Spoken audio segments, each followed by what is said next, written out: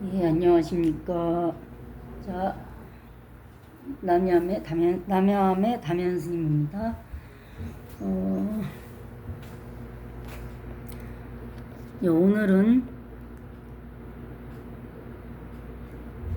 실질적으로는 두 번째고, 저희가 한 거는 이제 세 번째 한담을 나눠보도록 하겠습니다. 오늘은 지난 시간에 이어서 부처님의 생애를 이야기해 보도록 하겠습니다. 오늘 말씀드릴 순서는 8상 중에 세 번째인 사문유관상이 되겠습니다. 사문유관상은 그 카필라 그 성에 있는 네 개의 성문을 순서대로 돌면서 동쪽문에서는 그 노라서 사람이 늙어가는 것, 누군가 태어나면 반드시 늙어간다는 것을 이제 아시게 되셨습니다. 그래서 우리 흔히 생로병사라고 그러죠. 사람이 사는 모습을 그 중에 뭐 생은 본인이 태어났을 때 이미 알았던 거고, 이 동쪽문에서 노인이 지팡이 짚고 걸어가는 것을 보면서 이제 어떤 늙어감에 대해서 제대로 깊이 생각하시게 이제 되셨다라는 거고, 그 다음번에 이제 남쪽문으로 나아가셔서는 병들어서 피부병이 특히 들어서 피부에 막 피고름이 흘러내리는, 아마 요즘식으로 하면 나병 환자이지 않았을까 싶은데, 그런 환자의 모습을 보고 늙고 힘이 빠지면 언젠간 저렇게 병들어서 고통이 찾아온다라는 것을 생각하시게 되었다, 이렇게 이야기가 되고 있고요. 세 번째로 서쪽문에서 사람이 죽어서 시체가 돼서 우리식으로 하면 운구해서 나가는 그러한 모습을 보시고, 사람은 태어나면 반드시 늙으면 약해지고 병들고, 그러다 2년이 닿으면 죽는다라는 것을 다시 한번 사색하시게 되었다라고 합니다. 그 이제 마지막으로 북쪽문을 나가셨을 때, 인도에서 불교 이전에 이미 슈라마나라고 해서 삭발여미하고 수행하는 그런 수행자들의 전통이 있었는데, 그 삭발여미한 수행자인 슈라마나 사문이 지나가는 것을 보고, 그 사람의 이 얼굴빛이 굉장히 평화롭고 고요한 것을 보고, 그 사람에게 당신은 누구이며 무엇을 하는 사람이기에 그렇게 그 얼굴빛이 평안하고 좋은가를 물었을 때, 그 슈라마나가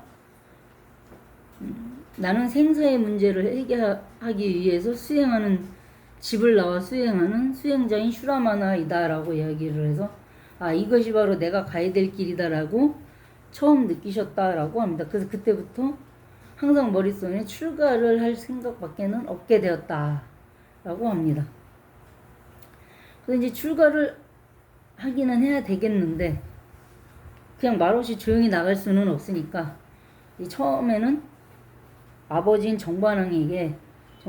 가서 출가 결심을 밝혔을 때, 정반왕께서 아들이 아시타 선인이 전륜성왕이 될 거라고까지 예언을 했던 아들이 출가를 하겠다고 하니까 얼마나 청천벽력이었겠습니까?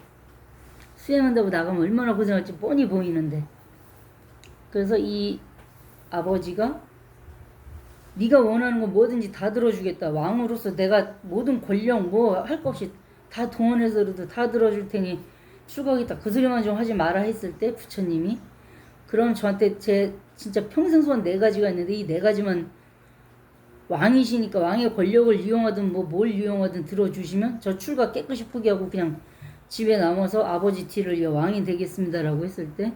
그때 부처님이 제시하신 4가지 소원이 지금 저희가 들어도 말이 안 되는 소원이긴 한데, 첫째, 영원히 늙지 않게 해주시고, 둘째, 영원히 병들지 않게 해주시고, 셋째, 영원히 살아서 죽지 않게 해주시고, 마지막,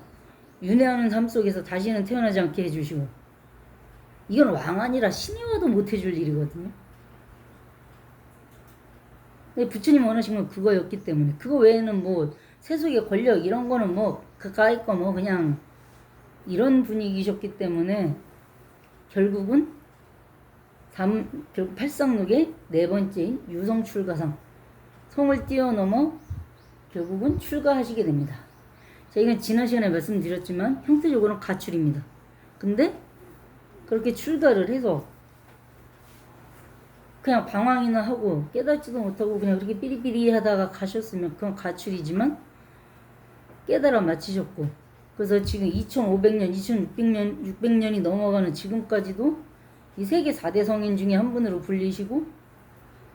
틀림없는 출가죠. 예, 이렇게 유성 출가상은 뭐 거기에 보면 이제 뭐 마부와 건척이라는 이름의 뭐 말과 해갖고 뭐 쇠문을 막아놔서 뭐 소리가 크게 날 텐데 뭐 천신들이 내려와서 말을 그 다리를 이렇게 네 기퉁이 네 말에 네 다리를 다 잡고 뭐 공중에 떠서 공중부양해서 성을 넘어가서 성문을 열 일도 없었다 뭐 이제 그런 뭐 전설 같은 얘기들이 있고 뭐 정거천주가 내려와서 이 부처님이 도대체 수행자는 그럼 어떤 옷을 입고 어떤 그 모습을 하고 어떤 복식 어떤 옷을 입고 그러고 수행을 해야 되는가라고 고민을 하고 계실 때 사냥꾼으로 변신한 정거천주가 내려와서 본인의 그 사냥꾼의 옷을 드리고 부처님의 왕자 태자의 그 비단 옷을 받아왔다 뭐 그런 전설도 있고요. 뭐 그게 그러니까 어떤 태자로서 비단을 그 세속에서의 부귀영화 이런 거를 버리고 사냥하는 그러니까 살생의 업이 있는 그런 사람의 그 업보마저 본인이 업고 가겠다라는 의미에서 사냥꾼의 그 옷을 받아 입도록 그렇게 정거천주가 사전에 미리 그렇게 준비를 했다는 그런 뭐 해설도 있는데, 실제로 사냥꾼의 옷을 뭐 얻어 입으셨을지 뭐 어떤 옷을 뭐 얻어 입으셨을지는 잘 모르겠지만 왕자의 옷은 벗었다. 그리고 출가 수행자의 옷을 입었다. 이 두 가지만 여러분들이 기억을 하시면 좋을 것 같습니다. 자, 이제 팔상의 다섯 번째로 설산수도상 또는 6년 고행상이 있는데, 제가 지난 시간에 말씀드렸지만 6년 고행상으로 이렇게 구글 같은 데서 검색을 해보시면 사진으로 그 조형물이 잘 나와 있습니다. 근데 보면은 정말 부처님 백가죽이 그 등허리에 붙을 정도로 갈비뼈 막 다 보이고요. 이럴 정도의 막 얼굴 이런 데도 진짜 뼈밖에 없는 그런 모습으로 그 정도까지 그러니까 험하게 고행을 하셨다 이렇게 하는데, 아까 제가 지난 시간에도 아마 말씀을 드렸을 건데 북전 기록에 의하면 여기는 근데 북전하고 남전 중에 남전 기록이 더 유명한 기록인데, 근데 북전 기록에 의하면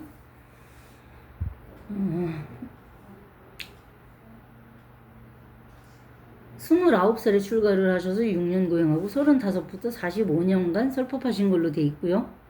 남전 기록에 의하면 19에 출가를 하셔서 6년 동안 고행해 보시다가 그게 답이 아니다 해서 우리 흔히 지금 말하는 선정 내지는 수정주의 그런 어떤 수행으로 6년을 더 수행해서 깨달아 마치시고, 즉 12년간 수행해서 19에 출가해서 12년 수행하시고 31살 때 깨달으셔서 49년 동안 설법했다라고 그러는데, 이 49년 설법서는 사실 남전의 기록인데 중국이나 한국에서는 부처님의 수행 부분에 있어서만큼은 이 남전 기록을 더 북전 기록보다 우선시합니다. 그 이유는 수당시대 천태지자대사가 천태종을 만든 이후에 고려시대 초기에 그 천태종을 받아온 우리 고려의 재관스님이 쓰신 천태사교이라는 책에 보면 천태대사가 부처님의 이 수행을 12년, 설법은 49년이다라는 이 설을 차용하고 계셨는데, 그걸 그대로 이 재관스님이 본인도 그 설을 차용하셨기 때문에 그게 더 유명하기도 하고요. 그리고 지난 시간에 말씀드린 정태욱 선생이 번역하셨다는 불수행찬이나 이런 부분들이 거의 대부분 다 천태종의 스님들에 의해서 저술된 책들인데, 이 천태종에서 초기 불교사, 중국의 그 당시에는 아직 어떤 인도의 교단사나 초기 불교사가 그렇게 많이 소개가 안 돼 있는 상태였는데, 천태대사가 여러 자료들을 교정교감해서 이 어떤 부처님 당시나 불멸 바로 직후의 초기 교단사에 대한 그 기록들을 몇 개 남겨놓은 게 있는데, 그러다 보니 중국 천태종에서 밝혀놓은 그런 어떤 인도 불교사는 그런 자료들이 굉장히 많기 때문에 이 천태종의 학자들 내지는 학생들이 남전 기록을 참고해서 그런 기록을 많이 남겼기 때문에 초기 교단사에 있어서만큼은 그러니까 실크로드를 통해 넘어온 기록보다 남전의 기록을 더 많이 신봉하고 있다고 할 수 있습니다.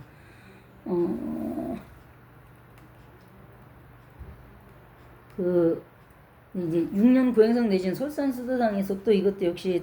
어디까지나 하나의 학설인데 부처님이 수행하신 곳이 설산이 아니라는 설도 있는데, 그러니까 지금 우리가 알고 있는 히말라야를 설산으로 본 게 히말라야 꼭대기는 항상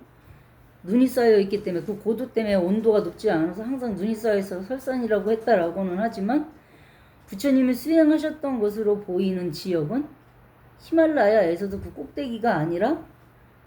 반잡 지방하고 히말라야가 만나는 그 산 밑에 부분이고, 거기가 그 보드가야와 나중에 녹자마가당 쪽으로 이동하는 그 루트상에도 산 꼭대기가 아니라 산 초입이었기 때문에 그 산 초입에서는 오히려 사시사철 눈이 보이지 않기 때문에 설산이 아닌데, 나중에 중국 사람들 중에 인도를 구법하고 온 뭐